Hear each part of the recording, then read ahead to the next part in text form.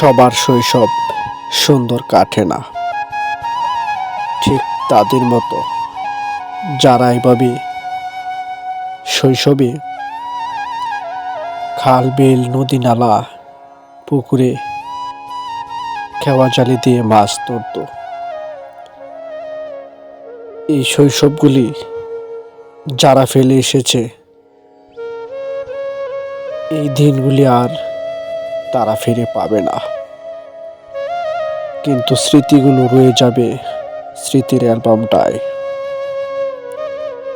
এই মাছ ধরার আনন্দ কেবল তারাই বুঝতে পারবে যারা শৈশবে এইভাবে খেওয়া জালে দিয়ে ছোট বড় তরতাজা মাছ ধরত। কিন্তু সময় কারোর জন্য অপেক্ষা করে না, পরিবর্তন হয়ে যায় আর মানায় বাস্তবতার কাছে।